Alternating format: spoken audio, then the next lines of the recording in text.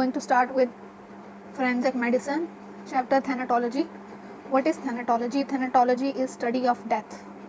अब डेथ की अगर हम बात करें, वैसे तो सिंपल ज़ुबान में मौत है, लेकिन अब इसके व्यूज़ हैं, डिफरेंट व्यूज़ हैं डिफरेंट लोगों के, तो इस तरह से हम डेथ को अब डिफ़ाइन करेंगे. सबसे पहले वर्ल्ड मेडिकल एसोसिएशन जो है वो डेथ को कैसे डिफ़ाइन करती है. It is impossible to define death today, और ये एक क्लिनिकल डिसीजन है, ये वर्ल्ड मेडिकल एसोसिएशन का कहना है. एक साइंटिस्ट था मुलर, उसका क्या कहना है? उसका कहना है dying is process of end death is not a moment of time. मतलब ये कि एक पूरा प्रोसेस चलता है जिसके अंदर डिफरेंट चेंजेस आते हैं बॉडी में और फिर बंदे की डेथ होती है. इसके बाद हमारे पास है अगला साइंटिस्ट शैपेरो. शैपेरो क्या कहता है कि लिविंग मैटर की जो प्रॉपर्टीज़ हैं, जो भी वो काम वगैरह कर रहा है, उनका इरिवर्सिबल लॉस, इसको कहते हैं हम death. Irreversible loss of properties of living matter is called death. Retinol और स्मिथ क्या कहते हैं? रेटिनॉल और स्मिथ कहते हैं कि complete and persistent cessation of respiration और सर्कुलेशन, यानी कि रेस्पिरेटरी सिस्टम और सर्कुलेटरी सिस्टम ये दोनों कंप्लीट और मुसलसल, परसिस्टेंट, मुसलसल अपना काम छोड़ देंगे तो डेथ हो जाएगी. काल ने क्या कहता है? काल ने कहता है when the destruction of brain has been established. दो ने कहा, एक जो दो साइंटिस्ट थे रेटिनॉल और स्मिथ, उन्होंने कहा कि ब्रेन, उन्होंने ब्रेन का नाम नहीं लिया, उन्होंने रेस्पिरेटरी सिस्टम और सर्कुलेशन का नाम लिया. काल ने ब्रेन का कह दिया. When the destruction of brain has been established then वीवल is dead. Black laws dictionary. Black law dictionary के मुताबिक क्या है? It refers to the cessation of life. Physician जो है वो डिफाइन करते हैं कैसे? Total stoppage of circulation of blood, blood की सर्कुलेशन स्टॉप हो जाए. Cessation of organ and vital functions like respiration और पल्सेशन. रेस्पिरेशन और पल्सेशन वगैरह जो हैं वो ख़त्म हो जाए. ब्लड सर्कुलेट करना बंद कर दे, रेस्पिरेशन और पल्सेशन जो हैं वो ख़त्म हो जाएं, इसको हम कहते हैं डेथ. कैंप्स के मुताबिक क्या है? There is no distinction between the legal and medical definition of death, but the decision should be with the doctor. कि डॉक्टर बताएगा डेथ हुई है या नहीं हुई, medical case, medical legal case है या नहीं है. इसके बाद हमारे पास इसकी एक प्रॉपर डेफिनेशन आती है.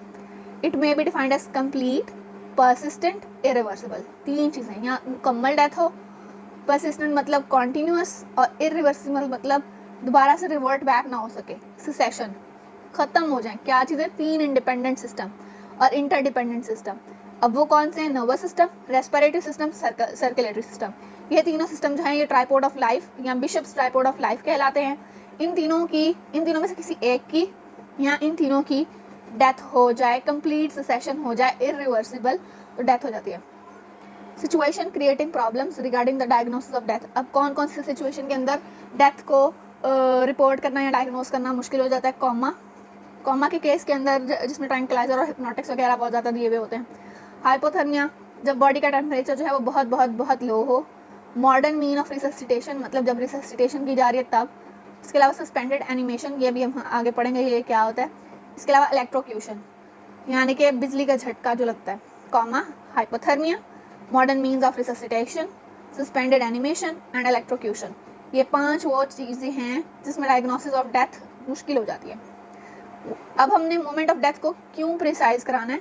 क्योंकि कुछ लोग होते हैं जो अपने ऑर्गन ट्रांसप्लांटेशन के लिए विल कर देते हैं कि हम लोग ऑर्गन ट्रांसप्लांट करना चाहते हैं. एक तो उसके लिए, जब तक डेथ नहीं होगी तब तक ऑर्गन ट्रांसप्लांट नहीं होगा. और to decide the persistent vegetative state, के हमारे पास इसकी जो बॉडी के फंक्शन हैं वो अपनी लोएस्ट लीस्ट वैल्यू पे आ जाते हैं, बहुत ही कम हो जाते हैं. इसको हम कहते हैं persistent vegetative state. Phases of death क्या होती है? डेथ की होती है 2 फेजेस. एक तो ओवरऑल बॉडी की डेथ, उसको हम कहेंगे सोमैटिक, और एक होती है मॉलिक्यूलर डेथ, जिसके अंदर हमारे पास इंडिविजुअल सेल्स जो हैं वो डाई करते हैं. एक्सटेंशन ऑफ पर्सनैलिटी, मतलब सेसेशन ऑफ जो 3 सिस्टम हमने देखे थे, रेस्पिरेटरी, सर्कुलेटरी और नर्वस, इन तीनों की डेथ होगी तो सोमैटिक डेथ. मॉलिक्यूलर डेथ है progressive disintegration of individual cell after somatic death, this is called as molecular death. Somatic death के बाद जो सेल्स की डिग्रेडेशन है उसको हम कहते हैं मॉलिक्यूलर डेथ. अब डिफरेंट तरह के सेल्स का डिफरेंट बिहेवियर होता है. लाइक नर्व सेल 3 मिनट के लिए सर्वाइव करते हैं, मसल सेल 3 घंटे के लिए, कॉर्निया 6 घंटे के लिए, स्किन 12 घंटे के लिए, स्पर्मेटोजोआ मैनी डेज के लिए, और फीमेल जेनिटल ट्रैक्ट में 3 डेज के लिए. इसके बाद हमारे पास आ जाता है फॉर ट्रांसप्लांटेशन 2 स्टेजेस, यानी कि सोमैटिक और मॉलिक्यूलर डेथ बहुत इंपॉर्टेंट है. इन दोनों का कोरिलेशन बनता है। अगर सोमैटिक डेथ हो गई है तो हमने फौरी जो है वो प्रिजर्वेशन करनी है डिफरेंट ऑर्गन्स की, लाइक लिवर, किडनीज या हार्ट जो भी ट्रांसप्लांट होने हैं, तो 15, 45 और 1 घंटे रिस्पेक्टिव में। लिवर 15 मिनट के अंदर अंदर प्रिजर्व किया जाए, किडनी 45 मिनट के अंदर, और हार्ट जो है वो 1 घंटे के अंदर अंदर प्रिजर्व किया जाए for the transplantation purpose. Old concept क्या था कि रेस्पिरेटरी मूवमेंट्स की सेशन हो जाए, यानी कि ख़त्म हो जाए, और हार्ट की कोई साउंड ना आए। कार्डियो रेस्पिरेटरी कम्प्लेक्स को कहा था डेथ। न्यू कंसेप्ट में क्या क्या है कि ब्रेन डेथ या ब्रेन स्टेम की डेथ एक्चुअली डेथ है, क्योंकि हमारे पास ब्रेन स्टेम के अंदर वाइटल सेंटर पड़े हुए होते हैं जो कि बॉडी फंक्शंस को मेंटेन करते हैं, लाइक रेस्पिरेटरी सेंटर। एक कंसेप्ट है हमारे पास declaration of Sydney. Declaration of Sydney जो है ये हमारे पास एक क्राइटेरिया है टू डायग्नोज डेथ। इसके अंदर हमारे पास हार्वर्ड्स रिपोर्ट आती है। हार्वर्ड्स रिपोर्ट के ऊपर क्या उसके पॉइंट्स हैं। Number 1, unreceptiveness and unresponsiveness.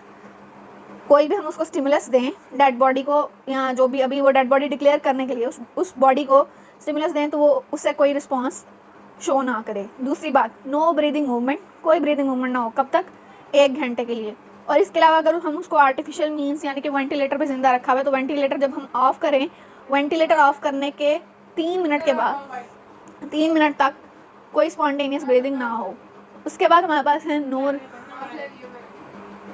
इसके अलावा कोई रिफ्लेक्सेस ना है। और उसके साथ साथ चौथी चीज़ क्या है,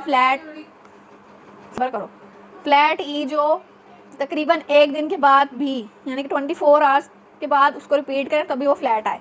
यानी कि कौन सी 4 चीज़ें, अनरिसेप्टिवनेस एंड अनरिस्पॉन्सिवनेस। सेकंड है हमारे पास ब्रीदिंग मूवमेंट ना हो 1 आवर के लिए, और अगर हम उसको वेंटिलेटर वगैरह से हटाएं तो 3 मिनट के लिए। उसके अलावा कोई रिफ्लेक्सेस ना हो, फ्लैट ई जो, और repeated after 24 hour. Brain death की अगर हम बात करें तो ब्रेन डेथ में 3 तरह की डेथ्स हैं। या तो पूरे ब्रेन की डेथ हो, या कॉर्टिकल ब्रेन की डेथ हो, या ब्रेन स्टेम की डेथ हो। पूरे ब्रेन की डेथ के अंदर ये दोनों चीज़ें आ जाएंगी, कॉर्टिकल डेथ भी हो जाएगी, ब्रेन स्टेम की डेथ भी हो जाएगी। कॉर्टिकल डेथ के अंदर क्या होगा, सिर्फ कॉर्टेक्स का एरिया डाई करेगा।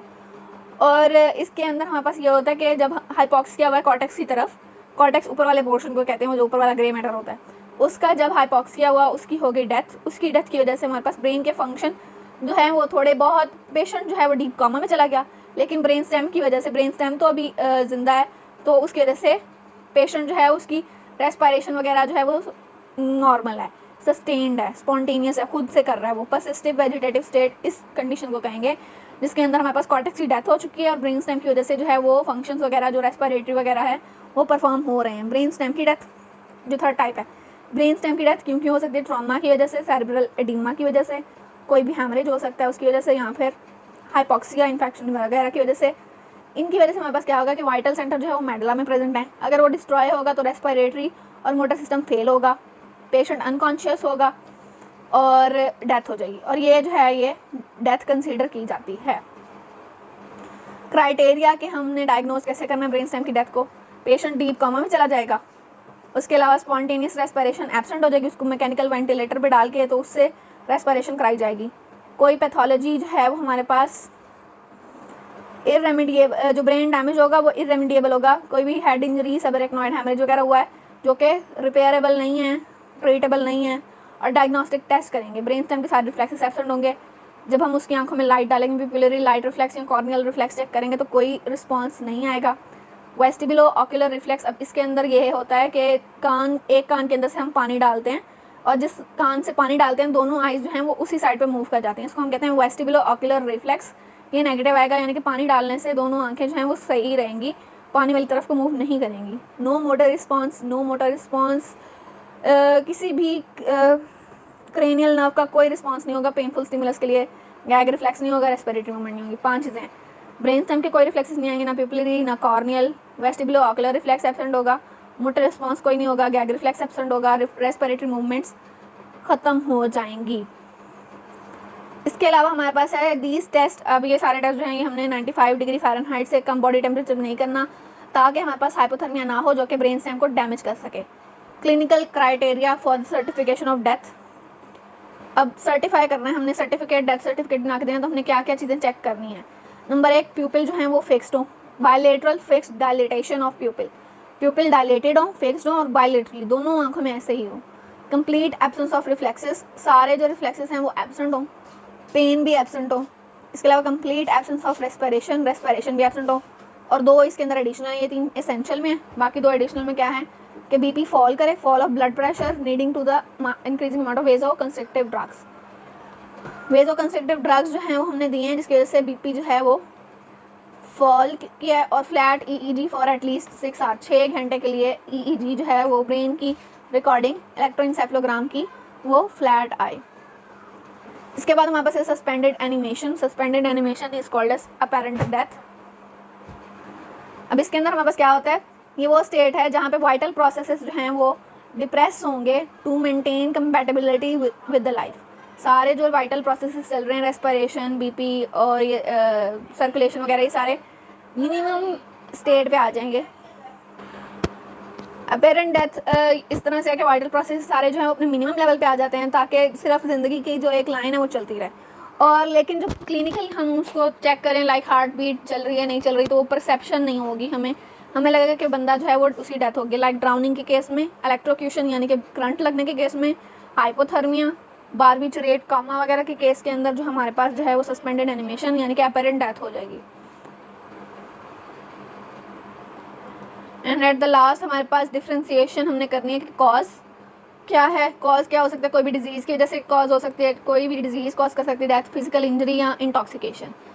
यहाँ तो उसको जहर दे के मारा गया, यहाँ उसको फिजिकल इंजर्ड करके मारा गया, उसे चपेड़े मार के तो नहीं कम करता, उसको कोई हेड इंजरी हो गई, कोई इस तरह की इंजरी होगी जिसकी वजह से उसकी डेथ हो गई है। इसके अलावा कोई फायर आर्म इंजरी हो गई है, यहाँ कोई डिजीज़ चल रही थी जिसकी वजह से उसकी डेथ हो गई है। मोड कितने हो सकते हैं डेथ के, 3 तरह के मोड्स हैं।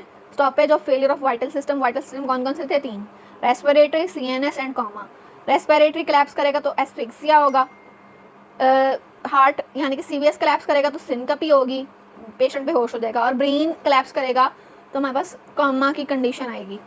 मैनर ऑफ डेथ की 2 टाइप्स हैं, नेचुरल और अननेचुरल। नेचुरल जो डिजीज़ की वजह से हो रहा है, अननेचुरल वो जो कि ट्रॉमा या इंटॉक्सिकेशन की वजह से हो रहा है। ट्रॉमा या इंटॉक्सिकेशन 3 तरह की हो सकती है अननेचुरल डेथ के केस में। एक्सीडेंटल, गलती से हो गया, होमिसाइडल, खुदकुशी करने की कोशिश की है, कत्ल की कोशिश है, सुसाइडल, खुदकुशी की कोशिश है। मैकेनिज्म क्या है, बहुत से ट्रेन ऑफ चेंजेस आएंगी बॉडी की फिजियोलॉजी और बायोकेम में, बॉडी की जो फंक्शनिंग और केमिकल कंपोजिशन है वो चेंज होगी विद सीरीज ऑफ इवेंट, और इसकी वजह से हमारे पास चेंजेस आएंगी like asystole, ventricular fibrillation, haemorrhagic shock, acidosis वगैरह, जिसकी वजह से डेथ हो जाएगी।